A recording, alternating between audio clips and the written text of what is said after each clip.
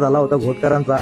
ते घोटकरांचा काहीतरी त्यांनी सांगितलं का आमचा नंदी बेमार पडलाय. आता एवढे दिवस युट्यूबच्या माध्यमातून गाठ भेट झाली नाही म्हणून आता ते विषय घ्यायला पाहिजे.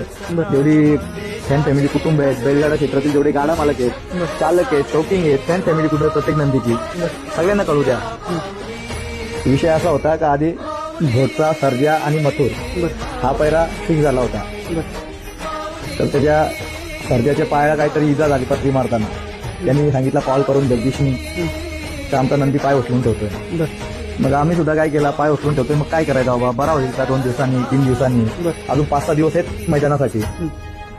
तर त्या लोकांनी काय केला, त्या सांगितलं दादा आता बराच नाही होणार. तर मी तरी सुद्धा वापस पुन्हा फोन केला. मग आता कसं काय बोलतं, कर्नाटकला आम्ही घेऊन चाललो. तो काही हरकत नाही, कर्नाटकला घेऊन चालल्या तुम्ही, चांगली गोष्ट आहे, लवकर बरा करा. तर मी बोललो मग बरा झाल्यानंतर दुसरे कोणत्याच पळेल का, नाही बोलतो दुसरे कोणाच्याच पळणार नाही. स्वतः जगदीश सुद्धा बोलला होता माझ्यासोबत.